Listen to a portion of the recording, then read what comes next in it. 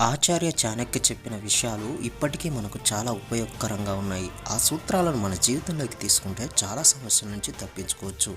ఆచార్య చాణక్య ఒక నీతిలో తల్లిదండ్రులు పిల్లలకు శత్రువులుగా మారతారని చెప్పారు. ఆచార్య చాణక్య ఎందుకు అలా అన్నారో తెలుసా? దీని వెనుకున్న ఒక పెద్ద కారణమే ఉంది. ఆచార్య ఎలాంటి తల్లిదండ్రులు పిల్లలకు శత్రువులు అవుతారో చెప్పారు.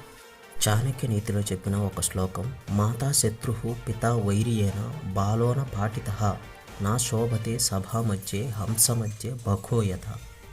దీని అర్థం ఏంటంటే, ఎవరైతే తల్లిదండ్రులు తమ పిల్లలకు చదువు చెప్పించరో వారు పిల్లలకు ప్రధాన శత్రువులు అవుతారు. అలాంటి పిల్లలు పండితుల మధ్య హంసల మధ్య కొంగల్లా ఉంటారు. పిల్లలకు చదువు చాలా అవసరం. ప్రతి తల్లిదండ్రులు తమ పిల్లలకు మంచి చదువు చెప్పించడానికి ప్రయత్నించాలని చాణక్యుడు అంటారు. ఎందుకంటే చదువు లేకపోతే పిల్లలకు ఆలోచించే శక్తి ఉండదు. వేరే పిల్లలతో సమానంగా ఉండలేరు. అందుకే పిల్లలకు చదువు చాలా ముఖ్యం.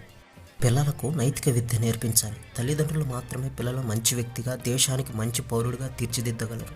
పిల్లలు పెద్దయ్యాక తమ బాధ్యతలను తెలుసుకొని కుటుంబం కోసం, సమాజం కోసం, దేశం కోసం నిజాయితీగా పనిచేసేలా చూడాలి. అప్పుడే తల్లిదండ్రుల బాధ్యత పూర్తవుతుంది. పిల్లలను ప్రోత్సహించాలి. పిల్లలు మంచి పని చేయడానికి ప్రోత్సహించే బాధ్యత కూడా తల్లిదండ్రులదే. పిల్లలు మంచి పని చేసినప్పుడు వారిని మెచ్చుకోవాలి. వేరే విధాలుగా కూడా వారిని ప్రోత్సహించాలి. అలా చేయటం వల్ల పిల్లలు ఆ మంచి పనులను జీవితంలోకి తీసుకొని సమాజంలో, కుటుంబంలో మంచి పేరు తెచ్చుకుంటారు.